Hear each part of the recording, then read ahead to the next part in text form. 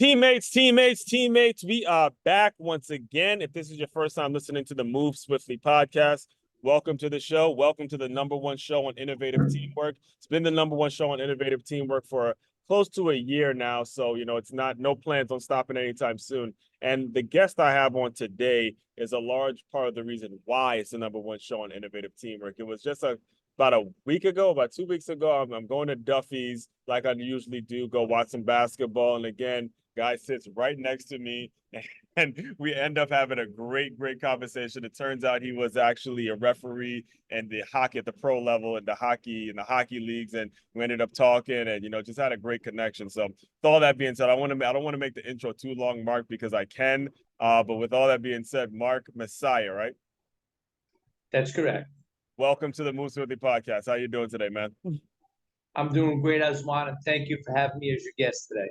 Thank you for being on. And it's like the perfect day to have you on, because what I woke up to this morning, the news I woke up to this morning, was the Indiana Pacers coach fussing and complaining about, NBA calls and how things were going. And, I said to myself this morning, I'm like, this would be the perfect time to have a conversation with someone that's actually been a referee at that pro level. And you could speak to how difficult and how challenging the job actually is.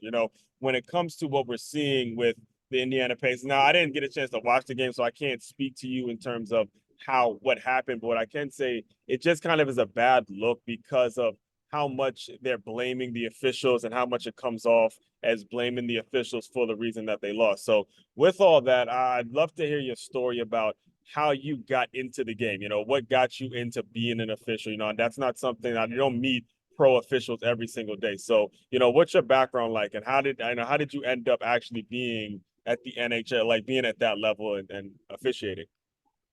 I was a two-sport athlete, Mm-hmm. and I had a scholarship offer at the University of Rhode Island, which I did take that University of Rhode Island.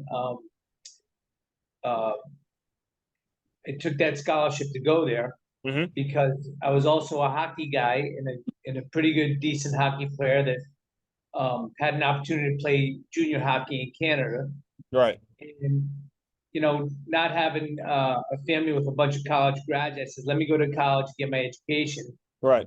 Use that as a vehicle for a platform to move forward in my life. So I went to University of Rhode Island, I played football. After leaving University of Rhode Island, my phone rang one day and it was Father Newball from the Rhode Island Scholastic League, the high school level. And said, Mark, you were a great skater. Did you ever think of officiating? I could use your help. And of course, I would definitely do that for a man of the road for sure.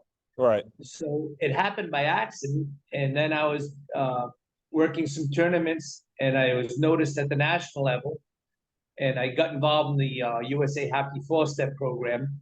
And the next thing you know, I'm doing regional tournaments, then national tournaments. And then I was asked to come to camp for the American Hockey League, which I did. And I was selected and signed a contract and worked for the next 21 years at the professional level. Yeah. And then Rod Pasma, Brian Lewis was the one to hire me, but Rod Pasma was in the NHL front office. And I had 9 ice career in the American Hockey League and then 8 years in the National Hockey League as the video replay official. And I had a crazy scene that happened that we'll go on to talk about later, but that is in a nutshell how my career started. Yeah. So, making the transition from player to referee, though, can you speak to that a little bit? Because I know as players, you're just taught to go out and play. And you think you know everything. You think, hey, that was a call, that was this, that was that. What adjustments did you have to make to your mindset and how you see the game when it became clear that, look, refereeing was going to actually be your career? What kind of adjustments did you have to make in the way you saw the game and things of that nature? It's truly a huge adjustment in any sport to be an official. Yeah. Because as a player, if you're a cornerback or like yourself, I think you said you're a linebacker outside. Yeah. Assignments, and we know what our principal duty is. Turn the ball upfield. Don't let them get around the end. And that's it. And you watch game films just to learn the other habits of the other team. Well, the reason I'm laughing is my high school coach used to joke with me. It's like, come on, Aswan, blitz or no blitz, blitz or no blitz. Yeah, easier said than done. Right. So in officiating, I still had a thirst for competition. Yeah. And when Father Newball ever made that call, I'm like, wow, this is an opportunity. Yeah. And I even mentioned it to you for you to do Uh-huh. because I got to tell you, officiating takes you around the world. But in terms of an officiating versus a player, as an official, you're responsible for the spirit of the game Mm-hmm. and the feel for the game. And you have to have a field of vision, no different than a player. But if quarterback has a certain responsibility, a tackle has a certain responsibility, a linebacker has a certain responsibility. But as an official, you're responsible for everybody out there, Mm-hmm. the conduct of everybody out there. And keep in mind, as you get up in levels, well, university has tradition, and now athletes get paid. But when I was up, they didn't get paid, Mm-hmm. and now you got people that are getting paid. So there's a lot at stake, a huge at stake. And think about it at the pro level. Tim Collins is a very good friend of mine. He owns Nashville Predators. We've had Yeah. this conversation a million times. He would say, "Mess, I paid millions of dollars in salaries a year. Mm-hmm. So an official can make one call and stop me from getting into the playoffs. And there's a huge responsibility in terms, as I said, the field division and getting the right call. Mm-hmm. But in officiating, unlike playing, you could drop a pass and make up for it in the fourth quarter. In Mm-hmm. officiating, you could not establish a good standard, which has to happen early on in the game. Right. And that's going to control the tempo of the game. You're going to let the boys play, or you're going to let them know you're here. Mm-hmm. And in a football game, basketball game, and any professional athletic game in terms of officiating, the common denominator is standard. Yeah. And that standard has to be established in the first 3 minutes. Now, Yeah. that doesn't mean you've got to make a call in the first 3 minutes, but you're looking for that first call and that first maybe quarter of the game in football, first quarter in basketball, Mm-hmm. that marginal call that me or you as a Right. spectator would say, was that a foul or wasn't? Right. But it's a good one to grab to say, hey, I'm here. Stripes is here, you Exactly. know? And now they know you're here and you're watching for what you want to let go and what you don't want to let go. Right. Because the rule book is one thing, but to actually make the call, the game situation has to be favorable to that too, in terms of spirit of the game. Yeah. Yeah. And I love how you say you have to take control because I remember I coached high school for 2 seasons and I remember there was one scrimmage where I went at the official a little firm, but he got firm right back at me. He goes, "Look, did we see it? Then we didn't call it. I'm not hearing it from you." And it shut me up throughout the game for because look, when you're dealing with an official that's not going to be playing that mess, it's important that officials establish who they are early. Do not let the coaches and all the outside noise dictate the game. But one of the things that actually got said by the Indiana Pacers coach, Rick Carlisle, was he kind of insinuated that because Indiana is a small market team, that the calls were being favored with New York. And, you mentioned people had to get paid. You mentioned certain things have to be, there has to be a financial component to doing all that kind of stuff. So, in your experience, and I know we're going to get into in a minute, but in your experience, when you start seeing calls that are not right, when again, you're one of the people that have articles about you and that you've actually stopped the replay. I think it was like I read the article where you stopped something and you made it so the replay was right and you made sure things were correct. How do you go about seeing all of these kind of politics and this small market team versus that lower market team that's not bringing in any money? How do you manage all that in your own head? Because it seems like it can be overwhelming. Well, let's go back to Rich Carlisle, who, by Yeah. the way, is a great guy, a great coach. But he's going to do what Oswan would do if he was standing on the bench, what I would do, and I'm going to fight for my team. Yeah. Now, it could get ugly, and who knows, but you're going to do what you got to do to get the guy's attention. And along those lines, when I first made it to pro hockey, Barry Trotz, who was the Washington Capitals coach, at the time was coaching for the Portland Pirates. Okay. And I asked Trotzy because he was always a good guy. He kept the game in perspective. And it always come in the locker room after the game, whether it was a shitstorm game or not, could say, Mess, how's the wife and kids? So we kept it professional. Small things, coach. Like you got to do those little things, man. And it's beautiful. So he's working it. So I Right. totally understand when a guy goes to bat for his team. And I've had that happen to me. Uh-huh. And I asked Barry, I says, what advice can you give me at the pro level? He said, Mess, if they're yelling at this level, stop listening. Yes. Oh yeah. The I remember. simple Yep. fact that in the Pacers get into the small market routine statement, and I never read the article, Mhm. but I can see where he's going with it. Right. Imagine being a first place guy and you spent hundreds of millions of dollars to get the right players, and Hmm. you're one play from the thing, and the official comes in. Hmm. You, as an official, better hope that's a good call, because as uh, Lenny Dawson said for the Kansas City Chiefs to an official one day, NFL stands for not for long if you keep making calls like that. Right. So unlike football, and I'm sure they have a very stringent supervision protocol, but in hockey, I think you're frozen right there, Aswan. No, no, I'm not. Okay. I'm not frozen. I'm just as you're talking, I'm pulling up the article that From the you Sports Illustrated. that because I want to read it. I want to read the part of it live on camera so the listeners get an understanding of everything Right. about. Just as you said that, because it is important. It is important, and I remember you actually telling me this when we were at Duffy's. Is when you get to that level, you do actually have to start listening to some of those pro coaches because they do have a point in when you made those statements about how things are getting like how money is being allocated, and then you think about all the people you're in New York, well, you've been in New York area, they want the Knicks in the fight, they want to see a New York Boston slug it out Eastern Conference Finals. There's a lot of people who would spend a lot of money to get that, but the Indiana Pacers, again, you see where Carlisle's coming. So I want to make sure I pulled up that article because again, we're talking to someone that has the credentials to make sure, look, things get done the right way. So go ahead. And I'm you've got to be not and you got to be colorful. And Rick Carlisle's colorful. yes, he is. And again, there's a very good chance that that was a marginal call. And marginal calls should only happen in the beginning of the game. They shouldn't happen at the end of the game, Right. because 20,000 people didn't come to see stripes. Hmm. 20,000 people came to see the Oswands of the game and Yeah. the Michael Jordans of the game, and the athletes. They're entertaining, and that's what they're there to see. They're not to see the ref.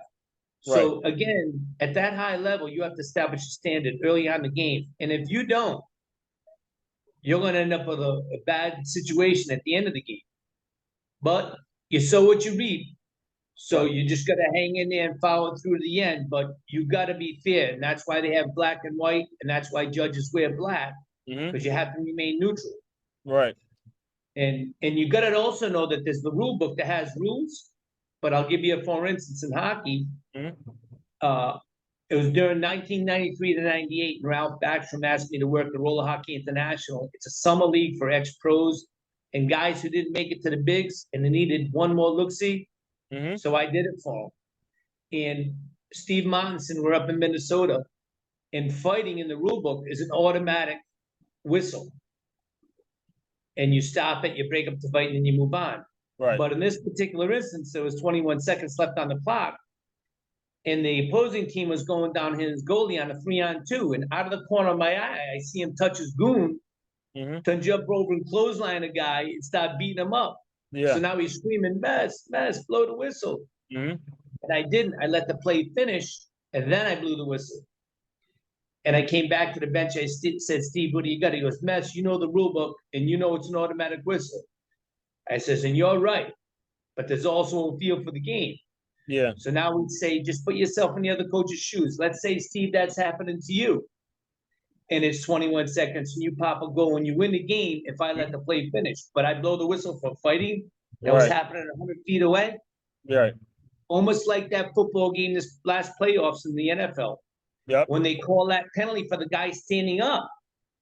And he just had 1 foot, like a half an inch over the line, and he called back that touchdown against Kansas City. Exactly. That's what I'm talking about, feel for the game. Had that been me, and I'm not saying the official's wrong, because technically he's right, Yeah. but I'd have been screaming at the top of my lungs with 20,000 people in the stand saying, take a step back, take a step back. Exactly. Because we can coach, Hmm. officials can coach, and you know that. You've had guys tell you, hey, last one, listen, that was right on the border.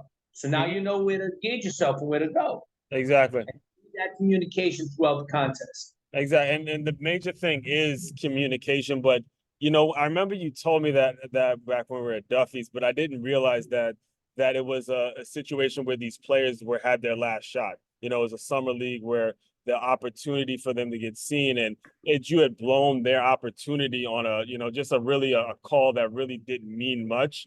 I mean, again, you just have to be a human being at some point, because it's not like the call affected the game. It's 21 seconds and you're going to call something that was 10 feet away. And that's what communication is all about. That's what having a feel for the game is all about. And that's what I was getting at when I asked you about the transition from player to referee. And so many times the referees get a bad rep because you're only going to get noticed. You're only going to get talked about during the bad calls. That's it. What you do, if you're doing things right 99% of the time, the only thing that's going to make news, the only thing that's going to be on ESPN, like, think about it. The only thing that actually hit ESPN this morning was the kind of the questionable call with 5 seconds left to go when they call back the double dribble. But the whole game, they're doing the right thing. No one's talking about it. But what I can tell you, Aswan, is that guy that made that call, I don't care who he was. I don't know who he was. Nobody feels worse than he does today. Yeah, it's tough. Because he reflects on it, but you can't, because a lot of times an official, it happens in a split second because of the speed of the game. And you go, was it or wasn't it? In hockey at camp, they teach it was it or wasn't it? It wasn't. Because you're much better getting out of that hole than to say it was, and they do the video replay over, and then you say, holy shit, it wasn't. Yeah. So don't guess. If you're not 100% certain, do not blow the whistle. And that's where the communication comes in. Absolutely. And it happens so many times, and you've seen it, because guess what, Aswan? You knew all the tricks of football, and I knew all the tricks of football and hockey. So I was the bad guy, and I know how to get away with it. Exactly. So that's what makes you a good official, because now you're looking for that, and then you go over to the guy before he goes to HUD, and you say, Aswan, I saw that. Right. Please do me a favor. Keep the spotlight off of me. I'm going to keep the spotlight off you, and we're going to let you guys play. Exactly. In a predicament, my arm's going up, the flag's coming out of my pocket, and the whistle's getting blown. Yeah, it's important. I mean, now you got me thinking about it. Man, again, we could talk for hours, but we will get to the article. But I do have to make sure I tell you the story before we get to the article. I want to hear it. I had a late coach, Coach John Vassell. So I played for 2 undefeated teams in my life. One was 2002, and the late Coach John Vassell. He passed away about 5 years ago now, and he was a great guy, just great guy. And one of the things that he did, it was during that undefeated season, we were hyped, and we would hit guys after the whistle. We were that team that would be really cool, like really on the line when it comes to unsportsmanlike conduct, right? So first play of the game, our star player, Surly Monzi, he knocks the guy out. He jumps up. He's like, just absolutely feeling it. Gets flagged for 15 yards, right? So he brings us all in, and he has the ref explain to us what the unsportsmanlike conduct is. And that changed the whole game for us, right? We were under control. After he calls a penalty, he goes to Sarli. The referee goes to Sarli. He goes, hey, by the way, good hit, man. But just next time, don't do all that jumping up after. And it taught me so much in terms of communicating with authority. Just that story in itself, and just actually hearing you talk and thinking about Coach Vassell and everything he taught us as men, when it comes time to go and get those jobs, when it comes time to have those interviews and have those conversations with authority, so much of what we learn as a player, you know what I'm saying? So much of how we communicate, all of that stuff starts making sense. And just as you're talking, I'm like, wow, I didn't even realize that. And again, coaches who are listening to me, make sure you're follow the John Vassos bro, the late John Vassos. Again, he's still here in my mind because of those were the little lessons that the game teaches. You know what I'm saying? Like that, that's what's incredible. And you've been there, you know it, and I've been there, and I know it. And I got to tell you, what I used to say during the warm-ups and stuff, like if something happened a week before or something was on TV with Rick Kyle or something, I'd go over and I'd say, listen, remember one thing, guys. I don't know about you, but I looked at my check and it said NHL, AHL. It didn't say my Messier or nothing like that. That's who support us. So we're all in the same boat. We're all going down the same river. Yes. We're all brothers and sisters, no matter what. Right. So have a good spirit of the game, be a good sport, and just put it on the scoreboard. If you're that bad, put it on the scoreboard, make it happen. Right. I mean, and like I said, and that was one of the guys who taught us, look, you can't leave the game for the referees to decide. We're not going to be that organization running around when we lose. Oh, okay, the refs cheated. The refs did that. Did they miss some calls? Absolutely. But you look at most of the games, they're going to miss some calls both ways anyway. So you can't even leave it for the refs to decide. You got to go out and punish dudes so bad that the refs can't do nothing. I don't care how much the refs getting paid. If you go out and punishing the cats, they can't do nothing. And by the way, I also coached with Eddie Lee, who's the #1 pick for Quebec Yeah. Nordiques. And we coached in high school together. And that's the first thing we'd say in the locker room. Don't let them in the game, because the second you do, you're going to lose the game, man. Keep them out of the game. How do you do that? Put the puck in the net. Put the ball in the end zone. Right. Don't worry about them. They're human just like you are. We drop balls. They make bad calls. Right. It's part of the game. And Exactly. that, by the way, is part of life. That's part of life. And that's how we learn to be good people in life, because of sports. Exactly. And well, that brings me to that, because I want to make sure I get this excerpt in, because you were one of the people that saw a play. You saw a play. Now, this was back, I'm assuming, when NHL didn't have a really solid replay system, and Correct. saw a play, and it was a video replay judge, Mark Messier, attempted to phone the off ice officials stationed at the timekeeper's bench, but NHL doesn't know why the call went unanswered before play resumed, meaning Davonsky's ruling couldn't be corrected. Couldn't get through. Davonsky said Messiah after the game, which the Coyotes lost 4-2. We have no idea what happened. Messiah said he dialed 3 times. Once the puck dropped, we can't reverse the call. 2 days later, Calgary Flames center Mark Severt slipped the puck between the pads of the goalie. Defenseman, I'm trying to get to the part. Has long been aware. Okay, so pretty much, I don't want to read too much into it, but pretty much what happened, you can correct me if I'm wrong. There was a play that happened live on TV, and you tried to call a person in and say, hey, look, that was the wrong call. And the replay, you were basically the person that was able to revamp or be the voice or the reason that they revamped the replay system in the NHL. So can you speak to that a little bit? I can tell you that story, which is it's funny. And for the first time, I took one of my fellow American Hockey League officials with me into the NHL game to see my office, to see how things went in the video replay booth, and to see how cumbersome it was. Mm-hmm. But one of the things I had noticed when I first started doing it, we had VHS, and we had to call down to the ice. What year was this? April of 2002. So 2000. Okay, all right. So And it Robbie wasn't like Fitzgerald DVDs and like right. So it was still new. I mean, it was new in football too. So this was just new. Replay was new.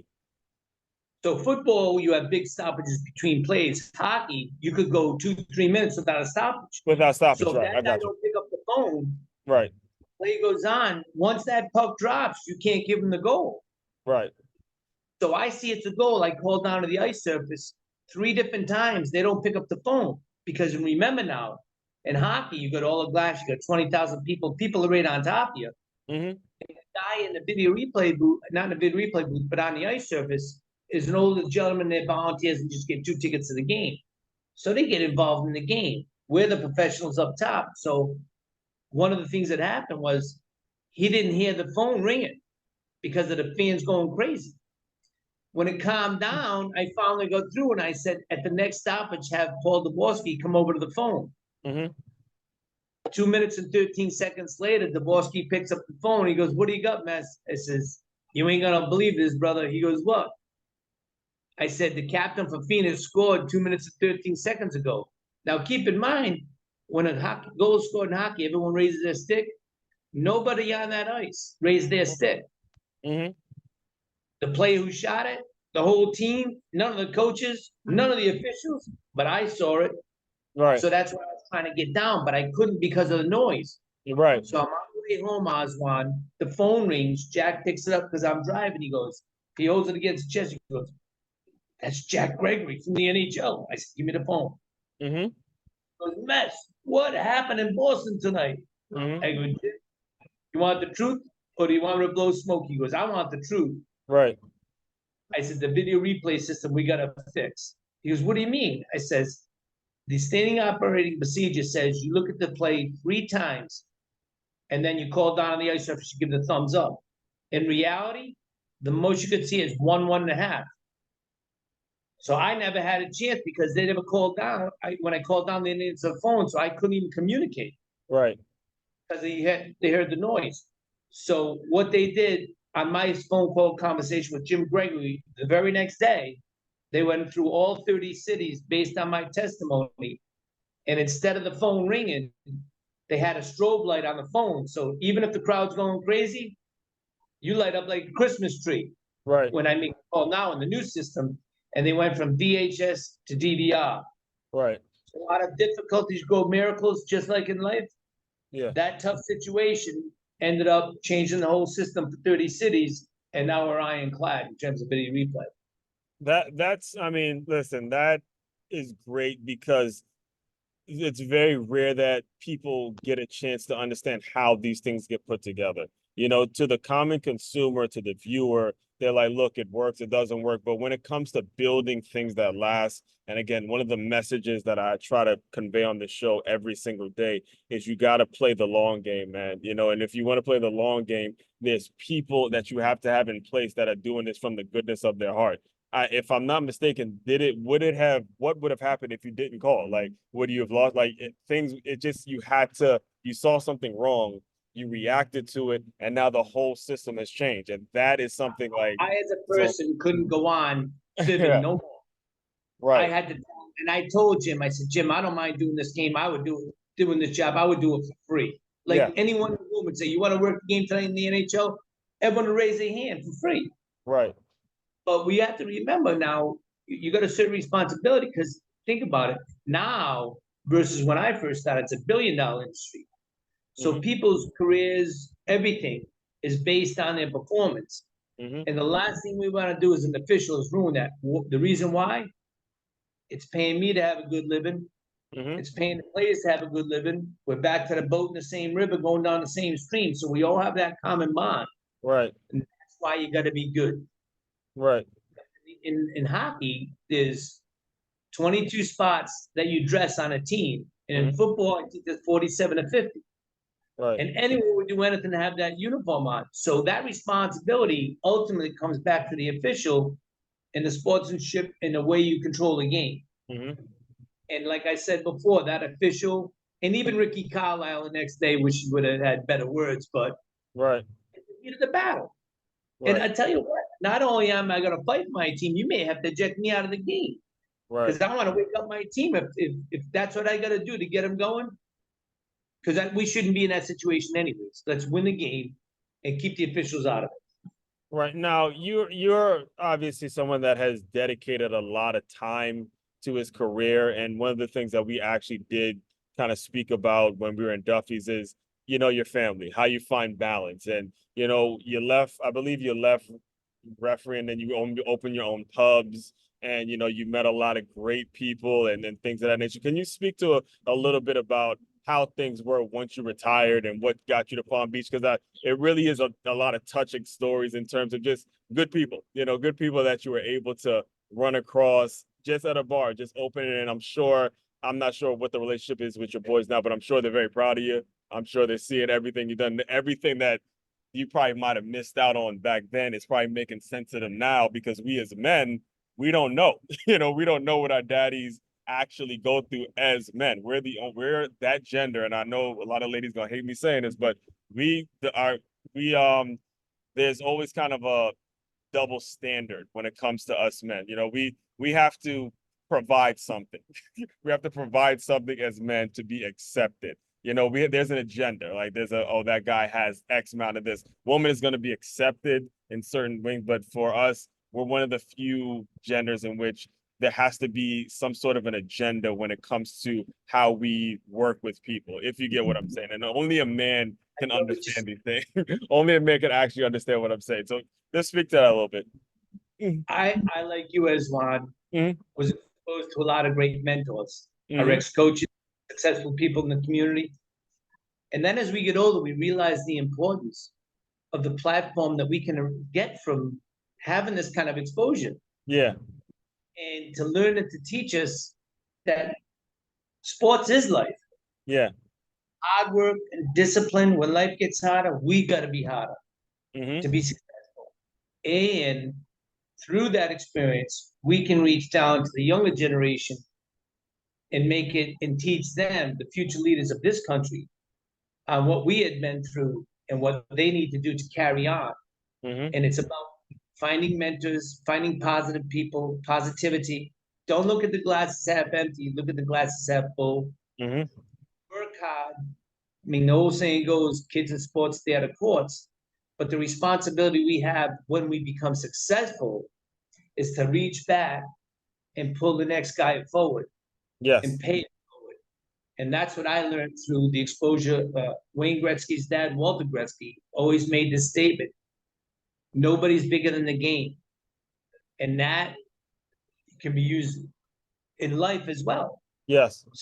Just because you're a president and just because you've got a top position in a corporation Right. doesn't mean you're touchable, doesn't mean that you can't have a heart and feel for somebody who's less fortunate. Right. And then you got to pull them along and say, hey, listen, here's what it is. Here's the formula. Right. Not easy. It's hard work and dedication. Right. And so, all right. So after the thing is, after you're finished, when you own the pubs, what got you to Palm Beach? Because you owned them. It was up north, right?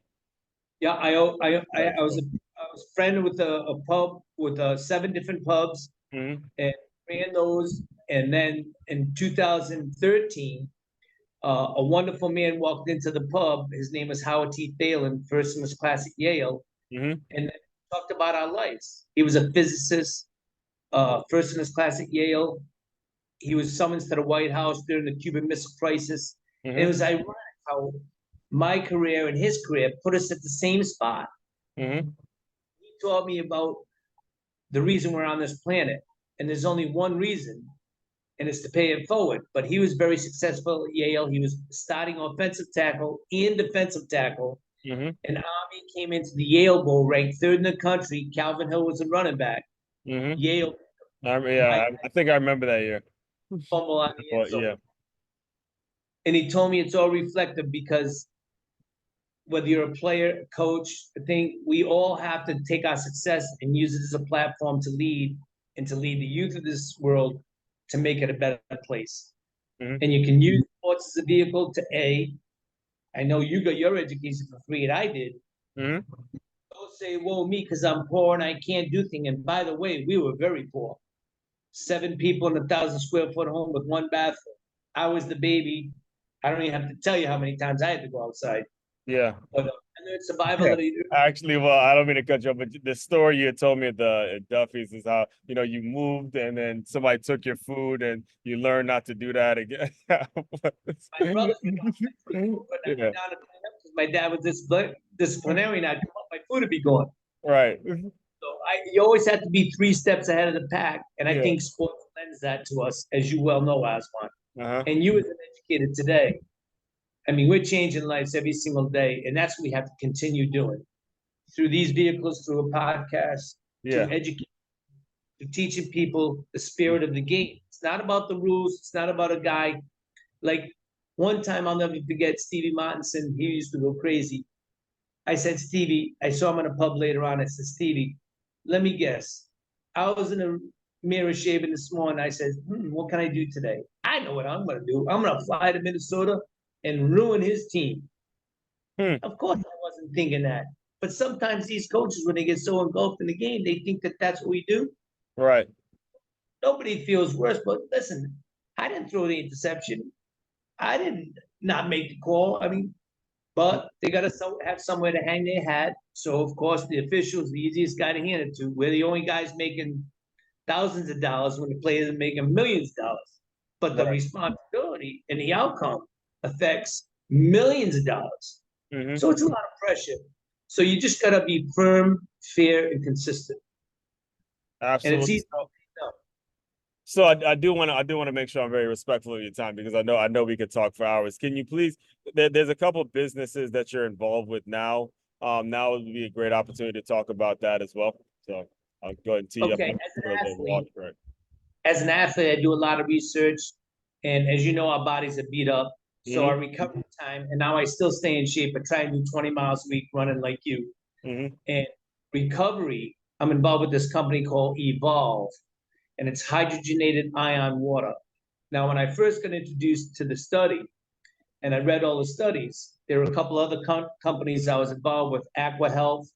I'm not saying they're bad, they're good companies. And there's another company out of Oregon with hydrogen water bottles. But Michael Pekka, who was Dana White's personal trainer, was how I first learned about it. Mm-hmm. I was on it for about 4 or 5 months, and my energy and recovery time was cut in half. And Mm-hmm. I'm telling you, Juan, I'm getting a bottle to you. And by the way, it's coming. I talked to Will and Chris, California today. Looking forward to it. Looking forward to it. We need to put this in the hands of the arsenal of the coaches and in football and basketball and everything in terms of recovery. Because I don't have to tell you when you Yeah, go full out game what you feel like the next day.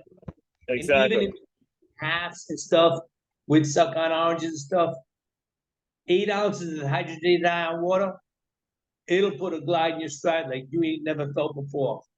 And our bodies are made of 62% hydrogen. Mm-hmm. So this is definitely going to lend to better performance. And we can, through podcasts and stuff, put it in as many people's hands as we can. They can see for themselves. Right. And we're always looking for that advantage. And this is one great one. All right. All right. And is there EOLB. Yeah, and I'll make sure I include that in the show notes as well. So before I let you go though, is there, can you please just kind of tell people what's next? What do you have going on? How can they support you and anything that you're doing in the future? Uh, there's only one thing I want to do now for the rest of my life, and that's pay it forward through situations like this. I've been on TV shows before, and people would always ask me the question, this is where I'm coming from, Aswan. Mm-hmm. Mess, what was your biggest accomplishment? Was it the Olympic Festival in 94? I go, no. They say, was it the World Cup in 96? Mm-hmm. Was it the 10 World Championships in the International Ice Hockey Federation? I said, no. They said, what was your biggest accomplishment? I said, sitting across from my mom Mm-hmm. 2 weeks before she passed, and she called me her hero. And if everyone could understand that they take us into this world, we got nothing, we're uncontrollable, they take care of us, clean up, poop, and everything. And then as we get older, we kind of miss that whole thing. So we have to give back instead of take it away. We have to give back to society. We have to give back through our experiences and use those as a Mm-hmm. platform to get the message across to the youth of today. And that is extrapolating forward. I'd like to do that. Mm-hmm. And if I could ever raise enough money to have a last chance resort that I think I told you about, Right. I would like the court to send me all the troubled kids that have waived out of family court Hmm. into adult court and sentence them to me. Hmm. I could give them a little tough love and teach them what responsibility is, and communication is, and that love is a cure for hate, no matter what. Wow. That I've had tons of people on this show. I've yet to hear someone say that. So God bless you for wanting to do that. That is that's awesome. Because he put us together, and Yeah. there's a reason. What's the best way for people to reach out to you? Would it be Facebook or email? All this will be included in the show notes as well. Facebook, MJ Messier, Instagram,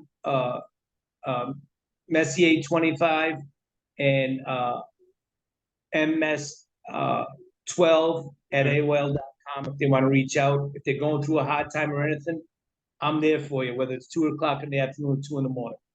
All right, and we'll include all that in the show notes as well. So, Mark, the way I close out all my shows, I want you to use your imagination. Just pretend that the younger Mark comes in. He's fresh off of Rhode Island. He's not really sure what he's gonna do. I know he's just played a lot, and he may get a call. He's just kind of in this world where it's like, look, I just dedicated my life to a sport, and all of a sudden it's done. Now what do I do?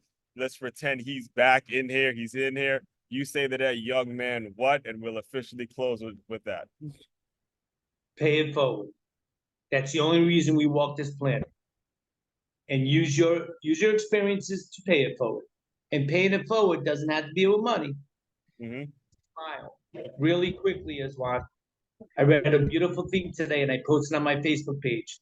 Mm-hmm. 2,000 people have jumped to their death from the Golden Gate Bridge in California. They investigated one person that committed suicide. this particular case that I posted, and you can go to my Facebook page and see it. Mm-hmm. And the police investigator went back to the place he was living, and he left a note. And in that note, it said, if one person smiled at me on the way to the bridge, I won't jump. Oh my God. Wow. Smile. Please make a difference in people's lives, regardless of race, color, creed, anything. Be there for people because you don't know what's going on in their lives. Oh my And I'll leave God. Oh my gosh. That's a lot, man. So check out my and, Facebook page. Check this guy the way he tells a story, man. I cry every night when I see that.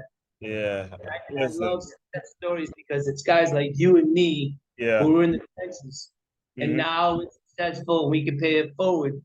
Mm-hmm. We gotta be involved, man. We gotta come off the sidelines of life and get back in the game. And I'm Absolutely. on your chin strap. Absolutely. Got to get back in the game. And you know, teammates, again, I've been doing this show for 4 years now, and every episode I give you more and more and more. And these are the reasons I started the show, not for money, just to give you something to tune into, to give somebody just a little bit of hope, because you just never know what an individual is going through. So with all that, you got to tune in and understand we get the year we're born, we get a dash, and we don't know when that year is going to end. Do not ever take for granted that you're even able to listen to this right now. Don't take for granted the fact that you're here. And listen, it's a lot of pain going on in this world, and don't ever think you're in this thing by yourself. Which is why, again, pointed the business, innovative teamwork. This is why I preach innovative teamwork. This is why I just do what I do. All right, so all that Thank being you very said, yeah, oh, my pleasure, man. Thank you, and then we'll continue the conversation, man. I'm glad I ran into you. We'll do a lot of things moving forward, especially as football season's approaching. And looking forward to really working with you, Mark, man. This is going to be some great stuff, man. I truly believe, I truly mean that, man. So, with all that, Love you, my brother. And thanks for walking into my life. It happened. it happens. It happens. It happens. All right, fellow teammates, continue to move swiftly. We will talk more soon. Thank you.